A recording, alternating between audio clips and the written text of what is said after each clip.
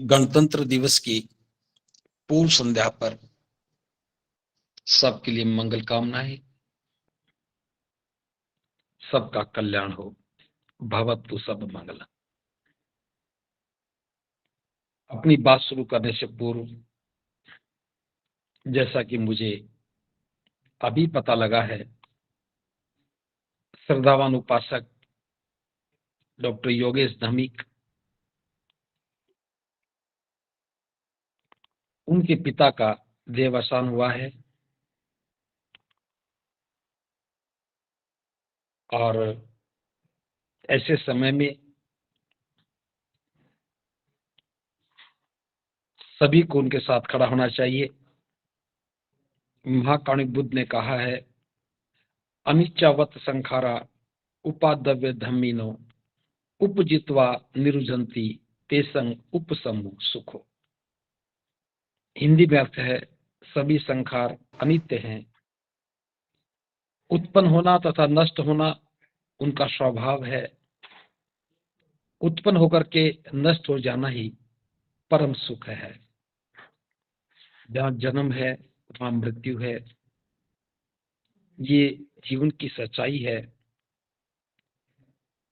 महाकारुणिक बुद्ध से कामना करते हैं कि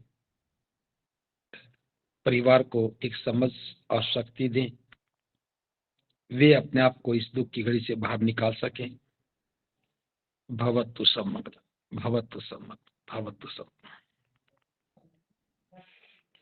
जैसा कि हम जानते हैं कि कल 26 जनवरी का दिन है। भारत के इतिहास में स्वतंत्रता प्राप्ति के बाद 26 जनवरी का अपना ही एक महत्व है।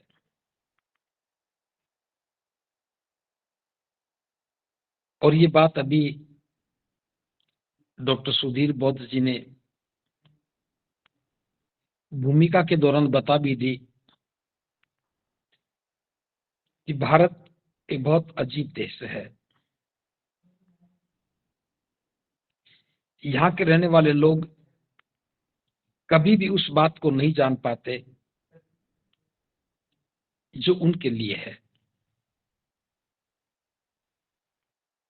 और मुझे बात कहते हुए बिल्कुल भी अचरज नहीं है, इस देश का आम व्यक्ति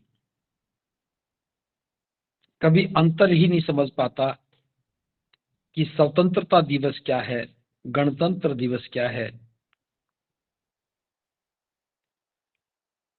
आज ही किसी ने सोशल मीडिया पर पूछा था, भारत को गणतंत्र कहें या जनतंत्र कहें। बहुत ही साधारण सा प्रश्न है, लेकिन उत्तर लोग नहीं जानते हैं। जब हम कहते हैं कि भारत में जनता के द्वारा चुनी हुई सरकार है, तो ये जनतंत्र है।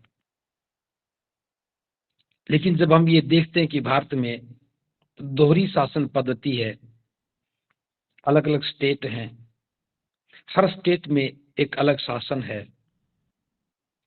वे सारे शासक मिलकर के केंद्र सरकार बनाते हैं, तो ये भारत की पुरानी परंपरा है।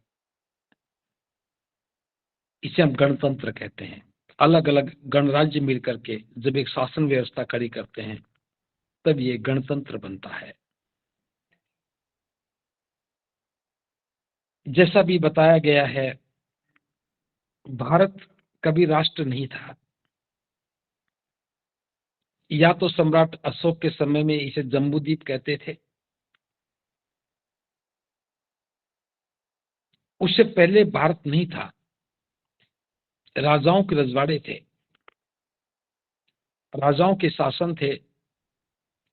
जिस क्षेत्र में किसी राजा का शासन था, वो उसी का राज्य कहलाता था। देश की आजादी के बाद उन सभी शासकों को एक राष्ट्र की भावना के साथ जोड़ा गया, उनके राजतंत्र को खत्म किया गया और देश को एक शासन पद्धति की जरूरत थी, उसके लिए संविधान की आवश्यकता थी। और हम जानते हैं कि एक संविधान सभा बना करके जिसके चेयरमैन डॉक्टर राजेंद्र प्रसाद, जो प्रथम राष्ट्रपति थे, वो थे, और ड्राफ्टिंग कमेटी के चेयरमैन बाबा साहब डॉक्टर अंबेडकर थे। ये सब औपचारिकताएं थी, लेकिन व्यवहारिकता यह है कि संविधान ड्राफ्टिंग का सारा काम बाबा साहब डॉक्टर अंबेडकर ने किया। लेकिन जो भी बात इसमें लिखी गई उसको पास करने के लिए संविधान सभा के लोगों का अनुमोदन आवश्यक था। हर बात पर बहुमत से ही निर्णय लिया गया। बहुत सारी बातें हैं जो बाबा साहब नहीं चाहते थे, वो ली गई। बहुत सारी बातें थी जो बाबा साहब चाहते थे, शामिल नहीं की गई। इस सब के बावजूद भी ये बात सच है कि इस सारा का सारा संविधान बाबा साहब के अथक परिश्रम का परिणाम है। 26 नवंबर 49 को संविधान सौंपा गया और 26 जनवरी 1950 को इसे लागू किया गया। जब इसे लागू किया गया उस समय जो बाबा साहब का वक्तव्य है वो बहुत महत्वपूर्ण है। बाबा साहब ने कहा था कि आज से हम एक दोहरे जीवन में प्रवेश कर रहे हैं। कानूनी रूप से तो सबके लिए समान अधिकार होंगे, लेकिन सामाजिक और व्यवहारिक रूप से सभी अलग अलग हैं। जब तक हम सामाजिक विषमताओं को खत्म नहीं कर देंगे, तब तक हम देश के सभी लोगों का भला नहीं कर सकेंगे। इसमें कोई संदेह नहीं कि 26 जनवरी 1950 को जब देश में संविधान लागू हुआ, हम दोहरे जीवन में प्रवेश कर गए। आज भी हम देखते हैं भारत का संविधान हमें इस देश का नागरिक मानते हुए समानता की बात करता है, समान अधिकार देता है, सामाजिक सुरक्षा की बात गारंटी देता है, जीवन कल्याण के मार्ग पर सुरक्षा देता है। लेकिन जब वास्तव में हम देखते हैं, जहां सुरक्षा की बात होती है वहां हम असुरक्षित नजर आते हैं। जहां कानून हमारी रक्षा के लिए बना होता है, जिनके हाथ में कानून होते हैं वे अपनी मनमर्जी से उस कानून का उपयोग करते हैं। अधिकार तो हैं, लेकिन अधिकारों को लागू करने का सामर्थ्य, अधिकारों को अपने हित में उपयोग करने का सामर्थ्य आज भी समाज के पास नहीं है। मैं संविधान का विशेषज्ञ नहीं हूं और ना ही मैं कानून का छात्र रहा। मैं संविधान की मौलिकता को सामाजिक संदर्भ में आपके बीच में रख रहा हूं। ये विषय बहुत जटिल है। चूंकि मैं इस विषय पर बात कर रहा हूं तो इसकी जटिलता एक दूसरे प्रकार में आ जाती है। मैं कानूनी भाषा की बात नहीं कर रहा हूं, मैं व्यवहारिक भाषा की बात कर रहा हूं। संविधान, या यूं कहें कि बाबा साहब डॉक्टर अंबेडकर भारत को, भारत की सरकार को एक लोकतांत्रिक और वेलफेयर गवर्नमेंट के रूप में परिभाषित करते हैं। भारत की सरकार या राज्य सरकार, ये सरकार जनता के कल्याण के लिए है। वेलफेयर गवर्नमेंट का जो कॉन्सेप्ट है, ये सरकार को जनता का सेवक बनाता है। जो विधायक चुने जाते हैं वे राज्य सरकार बनाते हैं और राज्य की जनता की सेवा करते हैं। जो सांसद चुने जाते हैं वे केंद्र सरकार बनाते हैं, देश की सरकार बनाते हैं और वो देश के सेवक चुने जाते हैं। जो सबसे पहला अंतर्द्वंद यहीं से शुरू होता है। गवर्नमेंट वेलफेयर है, सरकार जन कल्याण के लिए है, जनता के द्वारा चुनी जाती है, वे जनता के सेवक चुने जाते हैं, लेकिन हम उन्हें व्यवहारिक भाषा में शासक कहते हैं। सेवक चुना था, शासक बन गया, तो शासन का जो तंत्र है उसके पास असीम शक्तियां हैं। जिसके पास शक्तियां होती हैं वो सेवक नहीं होता, वो शासक बन जाता है। यही आकर के हम भ्रमित हो गए। चुनाव तक तो सब सेवक हैं, चुनाव के बाद शासक हो जाते हैं और शासक बनने के बाद वो भूल जाते हैं कि भारत सरकार एक लोकतांत्रिक सरकार है, एक वेलफेयर गवर्नमेंट है जिसका मकसद जनता का कल्याण करना है। तो एक अंतर्द्वंद यहीं से शुरू हुआ। अगर देश के लोगों को संविधान की मूल भावना का एहसास होता कि हम अपने सेवक चुन रहे हैं, तो ये शासक होने का भ्रम नहीं होता। और वर्तमान में तो शासक होने का भ्रम इतना ज्यादा हो गया, उन्हें लगता है कि वो कभी शासन से बाहर नहीं होंगे। सरकार की शक्तियों को पकड़ लेना, जकड़ लेना, उन पर एकाधिकार प्राप्त कर लेना, ये वेलफेयर गवर्नमेंट के लिए बहुत बड़ा खतरा है। मैं इस पर बात बाद में करूंगा। आज मैं बात कर रहा हूं संविधान को लेकर के हमारी क्या जिम्मेदारियां हैं। आज हम चर्चा कर रहे हैं, ये बहुत छोटा सा प्रयास है। इस प्रयास में कितने लोग होंगे? इस समय हम 300 लोग एक साथ सुन रहे हैं। देश में तो 140 करोड़ से ज्यादा लोग हैं। पूरा देश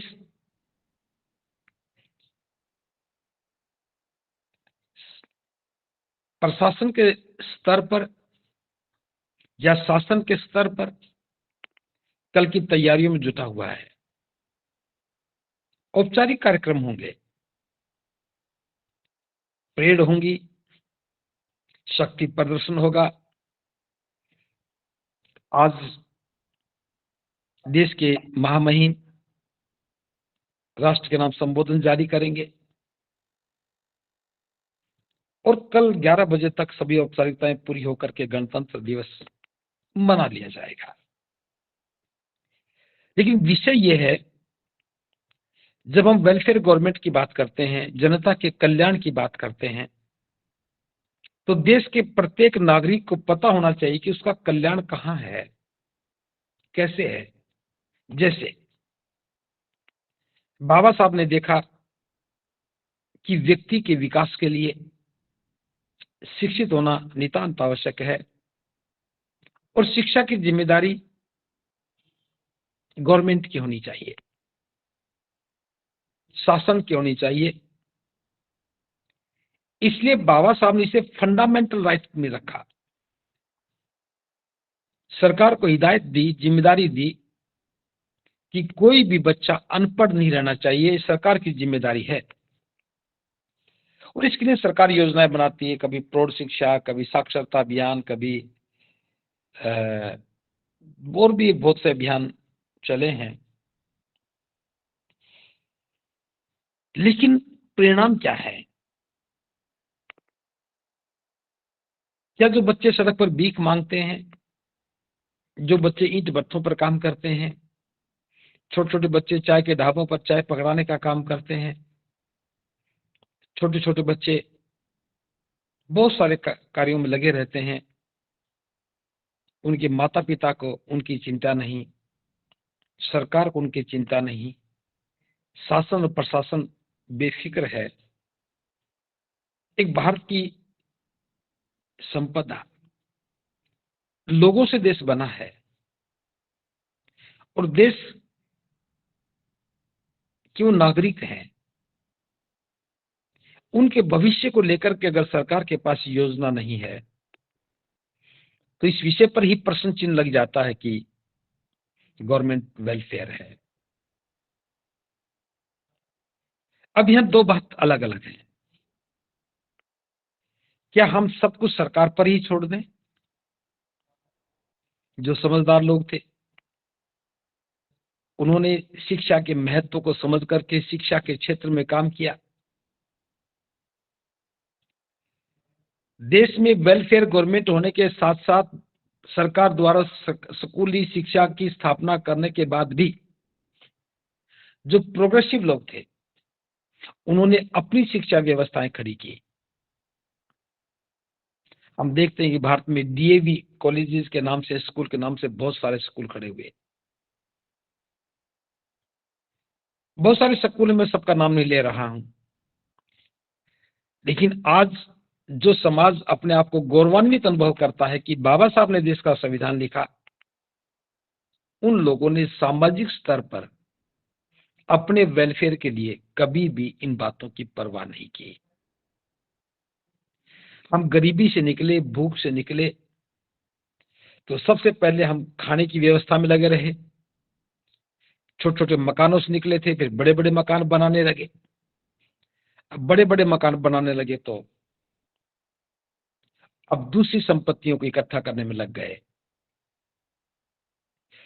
एक देश के सम्मानित नागरिक के रूप में हमारी जिम्मेदारी थी कि हम अपने बच्चों को एक अच्छी शिक्षा दें। जब मैं अपने बच्चों की बात करता हूं तो अपना मतलब व्यक्तिगत नहीं है, जो हमारे आस में, पास में, पड़ोस में जो भी बच्चा है वो भी अपना है। हम समाज की बात करते हैं तो सामाजिकता की बात करनी होगी, और सामाजिकता की बात करें तो हमें आसपास के वातावरण में, अपने आसपास में रहने वाले प्रत्येक व्यक्ति को देखना होगा कि क्या वो हमारे समाज का अभिन्न अंग नहीं है। अगर हम संवेदनशील होते हैं तो फिर हम केवल अपने बच्चों की शिक्षा की बात नहीं करते, हम समाज की शिक्षा की बात करते हैं। बड़े बड़े व्याख्यान देने वाले, शिक्षा पर बड़े बड़े व्याख्यान देने वाले किसी बच्चे की शिक्षा के लिए 5 रुपए का पेन भी दान नहीं कर सकते। ऐसी स्थिति जो समाज की होती है तो समाज की तरक्की के लिए, विकास के लिए कोई बात करना बेईमानी ही होगी। जब हम वेलफेयर की बात करते हैं, बौद्धिक विकास की बात करते हैं, तो क्या हम देश में एक बौद्धिक विकास का वातावरण बना पाए? मैं आज दिन भर अलीगढ़ में रहा और अब सांझ के समय में अभी गूगल मीट से पहले ही पहुंचा हूं। मैंने वहां कुछ लोगों से वार्तालाप की कि देश का बुद्धिजीवी कहां है, बुद्धिजीवी की जिम्मेदारी कहां है, बुद्धिजीवी किसको माने। हर व्यक्ति अपने अपने घर में सीमित हो गए, अपने घर नहीं कहे, हम इन्हें काल कोठरी कहें। नौकरी करने वाले तो बाउंड हैं सिर्फ कमाने के लिए, और रिटायर हो गए वे बाउंड हैं घर से बाहर न जाने के लिए। ये जो सामाजिक बाउंडेशन बन गई, पारिवारिक बाउंडेशन बन गई, उससे हमारी सामाजिकता का ह्रास हुआ है। किसी भी शहर में कहीं पर भी समाज को लेकर के चिंतित होने वाले लोग नहीं है। शिक्षा का स्तर गिरता जा रहा है और हम सरकार की ओर देख रहे हैं। जब सरकार का मकसद ही शिक्षा का स्तर गिराना है, तो गवर्नमेंट भले वेलफेयर ना हो, समाज को तो अपने वेलफेयर के बारे में जागरूक होना ही चाहिए। लेकिन ये शिक्षित होने के बाद अशिक्षित होने का व्यवहार करना इस समाज के पतन की एक अंतिम पराकाष्ठा है। इसमें कोई संदेह नहीं, संविधान हमें अधिकार देता, हम सरकार से एजुकेशन की मांग कर सकते हैं। लेकिन सरकार चुनते हुए जब गलती होती है, जब व्यापारियों को सरकार में चुना जाएगा, तो वे मुनाफे की बात करेंगे, व्यापारियों की बात करेंगे। जब सड़क पर चलते हुए भी हर कदम के लिए टोल टैक्स की व्यवस्था में सरकार बनाएंगे, तो आने वाले समय में एक एक श्वास के लिए भी टैक्स लगेगा, तो जिम्मेदार देश का संविधान नहीं, देश का नागरिक होगा। हम नागरिक होने के अधिकार को भूल गए, हम नागरिक होने के जिम्मेदारी को भूल गए। अगर नागरिक होने के नाते, सामाजिक व्यक्ति होने के नाते हम समाज के अंतिम व्यक्ति की भी चिंता करते और हम उसके वेलफेयर के लिए, एजुकेशन के लिए योजना बनाते, तो मैं समझता हूं हम बाबा साहब के विचार को और महत्व दे सकते थे। लेकिन हम भूल गए। हमने सोचा कि सरकार की जिम्मेदारी हमारे हेल्थ की परवाह करे। एक बहुत महत्वपूर्ण विषय पर मैं आपका ध्यान आकर्षित कर रहा हूं। आजकल हेल्थ को लेकर के बहुत लोग चिंतित हैं और बहुत सारी कंपनियों ने हेल्थ इंश्योरेंस के लिए योजनाएं लॉन्च कर रखी हैं। हर व्यक्ति को सिखाया जाता है कि समय खराब आ रहा है, आपको जरूरत पड़ेगी, हेल्थ इंश्योरेंस करवाइए। और सरकार की योजनाएं कहीं 5 लाख तक की हेल्थ की योजनाएं हैं, गरीबों के लिए, पीले कार्ड के लिए, बीपीएल के लिए। सरकार क्यों इस प्रकार से बांटती है लोगों को? एक कार्ड का रंग देकर के जब बीमारी का इलाज किया जाएगा, 100 रुपए का इलाज 1 लाख में होने लगेगा। लोग कार्ड लेकर के खुश हो रहे हैं और विषय चिंता का है कि सरकारी तंत्र के माध्यम से धन की लूट के लिए आम आदमी का इस्तेमाल किया जा रहा है। ये जिम्मेदारी का विषय था। स्वास्थ्य को लेकर के समाज को चिंतित होना चाहिए था। जब कोई व्यक्ति बीमार होता है तो देश का नागरिक बीमार होता है, देश का नागरिक बीमार होगा तो नुकसान देश का होता है। एक छोटी सी बात हमारी समझ में नहीं आई कि दवा कंपनियों को व्यापार करने की इजाजत क्यों दी जा रही है। डॉक्टर बनाना सरकार की जिम्मेदारी है, डॉक्टर बनने के बाद उन्हें हॉस्पिटल खोलने की अनुमति क्यों दी जा रही है? जब देश के प्रत्येक व्यक्ति को जीवित रहने का हक है, स्वस्थ रहने का हक है, तो उसकी बीमारी की फिक्र वेलफेयर गवर्नमेंट को करना चाहिए था। लेकिन आज तक ये बात कभी उठी नहीं। हमें बताया गया, सिखाया गया कि जब कोई सांसद आए, मंत्री आए, एमएलए आए, तो गली पक्की करवाने की बात करो, भवन में एक कमरा बनवाने की बात करो, छात्रावास में एक कमरा बनवाने की बात करो, बस नहीं चलती तो बस की बात करो। विषय सुविधाओं का नहीं था, विषय जीवन निर्माण का था। आज भी देश के किसी बुद्धिजीवी ने इस विषय पर चर्चा तक नहीं की। हेल्थ का विषय निजी क्षेत्र में कैसे दिया जा सकता है? एक व्यक्ति के जीवन का विषय है, अगर किसी के पास आजीविका का मजबूत साधन नहीं है, एक छोटी सी बीमारी उसके जीवन का अंत कर देती है। हम अपनी आंखों के सामने शराब पीने वालों को कम उम्र में जाते हुए देखते हैं। हम अपनी आंखों के सामने कम उम्र के नौजवान नशे में धुत होकर के बाइक चलाते हुए दुर्घटना का शिकार होकर दुनिया से चले जाते हैं। मेरे पास आंकड़ा तो है नहीं, क्योंकि मैं तैयारी करके नहीं आया, लेकिन हम देखते हैं कि लाखों लोग हर रोज, हजारों लोग हर रोज दुर्घटनाओं के शिकार होते हैं। हम जीवन की सुरक्षा की बात करें, गणतंत्र का मतलब यह है कि देश के संविधान के बाद, देश में लोकतांत्रिक सरकार के बाद जीवन की सुरक्षा की बात होनी चाहिए थी। बीमारियों से ही नहीं, और किसी भी प्रकार की जो दुर्घटनाएं होती जीवन में, उन सब से सुरक्षा के उपाय किए जाने चाहिए थे।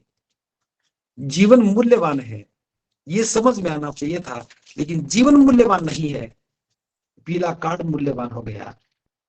5 किलो राशन की लाइन में लगा हुआ देश,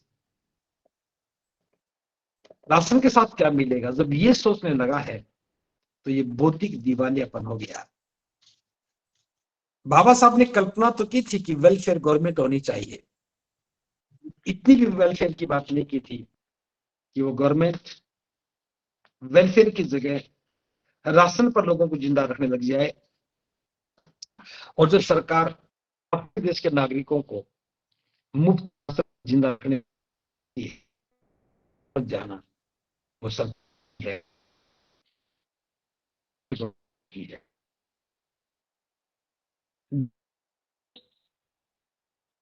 हमारे लिए बहुत बड़ा संदेश लेकर के आता है।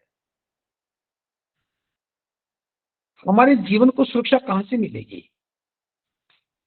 देश में कैसा चाहिए, कैसी शासन व्यवस्था होनी चाहिए?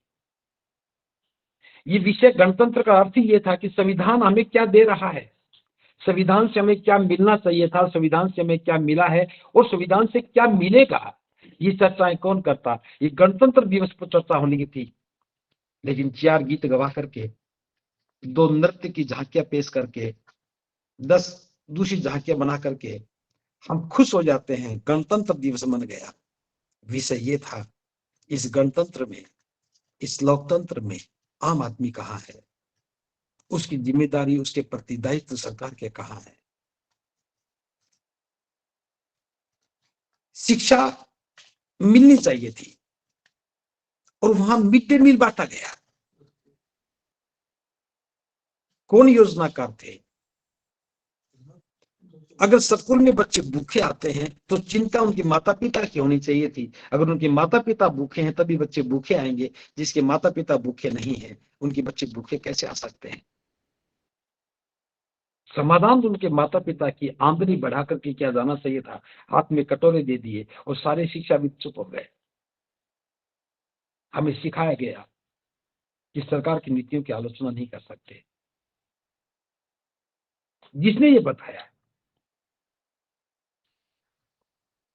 वह संविधान का विरोधी है, वह लोकतंत्र का विरोधी है, लोगों के जीवन का विरोधी है। तो गणतंत्र में 26 जनवरी के दिन हमें संविधान के पन्नों को पलट करके उसमें अपने जीवन को ढूंढने की आवश्यकता है। ये प्राइवेट स्कूल क्यों खोले गए? इस शिक्षा को महंगा क्यों किया गया? पुस्तक के बाजार में क्यों बिके? ये जीवन निर्माण का विषय है। क्या सीवर लाइन डालते समय हर व्यक्ति से पैसे लिया जाता है? मकान बनाते समय डेवलपमेंट चार्ज दिए जाते हैं। लेकिन हर चीज के लिए जब हम टैक्स देते हैं तो जीवन की गारंटी क्यों नहीं? शिक्षा की गारंटी क्यों नहीं? समान शिक्षा की बात क्यों नहीं? एक व्यक्ति को रोजगार मिलना चाहिए, उसकी क्षमताओं का भरपूर उपयोग करना चाहिए। अगर सरकार इसे बेफिक्र है तो फिर हमें समझ जाना चाहिए कि देश में वेलफेयर गवर्नमेंट नहीं है। गवर्नमेंट वेलफेयर कब बनेगी? विषय बहुत गंभीर है, थोड़े से शब्दों में बात नहीं बताई जा सकती। गवर्नमेंट वेलफेयर जब बनेगी जब देश का नागरिक अपने बारे में सोचने लगेगा, जब देश का नागरिक समाज के बारे में सोचने लगेगा, जब देश का नागरिक अधिकारों के लिए अपने चुने हुए प्रतिनिधियों से सवाल करने लगेगा। यह किसी भी स्तर पे जाके देखिए,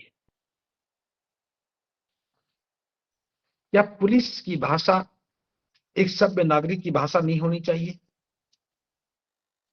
क्या पुलिस हर किसी व्यक्ति को एक गुनाहगार में देखे ऐसी भावना पैदा करनी चाहिए? क्या पुलिस को मानवीय गुणों के साथ वार्तालाप करना नहीं सिखाना चाहिए? रोडवेज के बस ड्राइवर कंडक्टर में क्या मानवीयता के प्रति संवेदनशील नहीं बनना चाहिए? सरकारी हॉस्पिटलों में डॉक्टर का व्यवहार मरीज के साथ कैसा होना चाहिए, क्या नहीं सिखाना चाहिए? एक अध्यापक डंडा लेकर के बच्चों को पढ़ाए, क्या उसके अंदर भी मानवीय गुण या करुणा मैत्री का अभ्यास करके उसका जीवन ही बदलना चाहिए? देश के गणतंत्र में जब हम समाज को देखने लगते हैं, समाज में जब व्यक्ति को देखने लगते हैं, व्यक्ति में जब एक ही व्यक्ति को देखने लगते हैं, तब समझ में आता है कि जीवन निर्माण का विषय कहां से शुरू होना था। व्यक्ति अपने बारे में चिंतित हो, उसके बारे में समाज चिंतित हो और समाज के साथ सरकार खड़ी हो, तब सही अर्थों में वेलफेयर का पता लगता है। लेकिन आज हम मानसिक रूप से इतने दिवालियापन के कगार पर आ गए, जब भी अगर कोई व्यक्ति बीमार होता है, हम कभी ये नहीं कहते कि सरकार ने सुरक्षा के उपाय नहीं किए, बल्कि हम ये कहते हैं कि आदमी गलत था, मरने के काम खुद करता था, हम उस व्यक्ति को दोष देने लगते हैं। अगर कोई बच्चे पढ़ते नहीं है तो हम कभी नहीं कहते कि सरकार ने बच्चों की पढ़ाई की व्यवस्था ठीक नहीं की, हम ये कहते हैं ये तो बच्चे ही नालायक हैं, इनके माँ बाप ही ऐसे हैं, बच्चे पढ़ते नहीं है। हम लोगों ने अपने ही दोष ढूंढने शुरू कर दिए, हमने अपनों में ही दोष ढूंढना शुरू किया और संविधान, उसकी जिम्मेदारियां और सरकार को हमने भुला दिया। वो आराम से बचे रह गए, हम आपस में ही गुनाहगार हो गए। हमें वेलफेयर की बात करनी चाहिए, हमें जन कल्याण की बात करनी चाहिए। अगर संविधान के प्रति हम उसकी जटिलता की बात ना करें, संविधान की भाषा की बात ना करें, संविधान में दिए गए अधिकारों की बात करें, संविधान में दिए गए संभावनाओं की बात करें, सरकार को कब क्या करना चाहिए, सरकार के निर्णय कैसे होने चाहिए, हर निर्णय पर जनता की सहमति की मोहर लगनी चाहिए।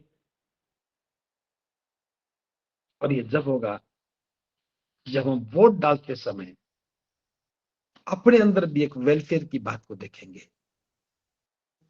जब हम वोट देते समय, सरकार को चुनते समय देश के प्रति जिम्मेदार, समाज के प्रति जवाबदेह और संविधान के प्रति अपने उत्तरदायित्व के बोध को समझेंगे, तब हम 26 जनवरी या गणतंत्र दिवस के महत्व को समझ पाएंगे। यहाँ हर व्यक्ति नितांत अकेला है। देश में भले ही अलग अलग गणों को जोड़ करके, अलग अलग रजवाड़ों को जोड़ करके एक देश बनाया गया हो, राजनीतिक शासन तंत्र के रूप में तो देश है, लेकिन सामाजिक शासन की प्रक्रिया में समाज नहीं बन पाया। आज हम समाज नहीं है। जब समाज की बात करते हैं तो जातियां आ जाती हैं, जातियों की बात करते हैं तो गोत्र आ जाते हैं, गोत्र की बात करते हैं तो हमारे खानदान आ जाते हैं, और खानदान की बात करते हैं तो हमारे परिवार आ जाते हैं, और परिवार की बात करते हैं तो एकल परिवार हमारे सामने रहता है। समाज कहाँ है? समाज नहीं है, इसीलिए सरकार नहीं है। अगर समाज मजबूत हो जाए, समाज के बुद्धिजीवी अपनी जिम्मेदारियों को लेकर के चिंतन करने लग जाएं, आज 25 जनवरी को देश के 6,30,000 गांवों में हर जगह इस प्रकार की संगोष्ठियां हो रही होती, तो क्या सरकार को एहसास नहीं होता कि लोग जाग रहे हैं? सरकार कभी नहीं चाहती कि समाज जागे, सरकार कभी नहीं चाहती कि समाज सुरक्षित अनुभव करे, सरकार कभी नहीं चाहती कि समाज निर्भय हो जाए, क्योंकि जब हमारी मांगे होती हैं तो सरकार को तसल्ली मिलती है कि मुझसे कोई मांग रहा है, जो मांग रहा है थोड़ा सा दे दो, बस चुप हो जाएंगे। हम मांगते ही थोड़ा है, उसमें थोड़ा सा मिलता है और हम खुश हो जाते हैं, और एक बार खुश होने का अर्थ है अगली बार फिर उसी को चुना जाना। हम अपने देश में मांगने वाले लोग बन गए। हमें सरकार से मांगना नहीं था, हमें तो सरकार को बस बताना था कि इस काम की आवश्यकता है, कीजिए। हम मांग पत्र लेके खड़े हो गए और उसी का अनुसरण सारे सरकारी विभाग के जो एसोसिएशन वो करती हैं। हम सिर्फ मांगते हैं। हमें मांग पत्र की बजाय सरकार को एहसास पत्र देना चाहिए। तो ये था जो अभी ऐसा नहीं करने से जनता की प्रतिकूल प्रभाव पड़ेगा, समाज विकास पर प्रभाव पड़ेगा, जीवन के विकास में इस होगा। इसलिए सरकार को यथाशीघ्र अपने नागरिकों की सुरक्षा के लिए ये उपाय करने चाहिए। लेकिन हमने एक ऐसा तंत्र विकसित कर दिया, जब मांगना हो तो प्रदर्शन ही करना पड़ेगा, मांगना हो तो याचनाएं करनी पड़ेगी, मांगना हो तो फिर धरने प्रदर्शन ही करने पड़ेंगे।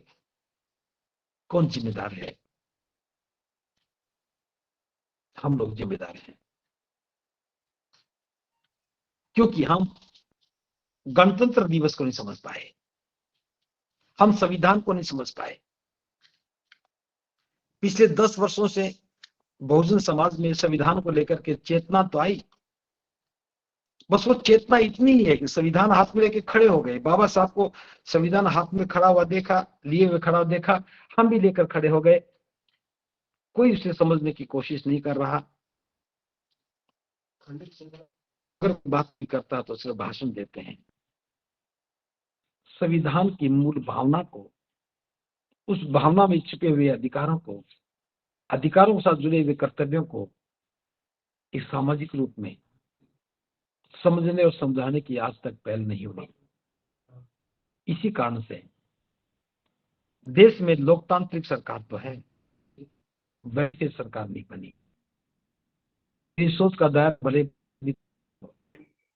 जब संविधान में मिली हुई समानता की बात करते हैं, अधिकारों की बात करते हैं, अगर हम घर में, परिवार में समानता को स्थापित कर लें, इसको बंद करना भी, अगर परिवार में समानता स्थापित कर लें, महिलाओं के साथ होने वाले उत्पीड़न को खत्म कर लें, आसपास के बच्चों के जीवन को संवारने की बात करें, और हम जैसा कि वज्जियों को उपदेश देते हुए तथागत ने कहा था, सभा संगोष्ठियों की बैठकें बार बार होने लगे, हम अपने कल्याण की बात करने लगे, बुजुर्गों को सम्मान देने लगे, महिलाओं को सम्मान देने लगे, नियमों पर चर्चा करने लगे, तब निश्चित रूप से गणतंत्र दिवस की अवधारणा समाज से होते हुए परिवार में भी जाएगी और हम संविधान की मूल भावना को समझ पाएंगे।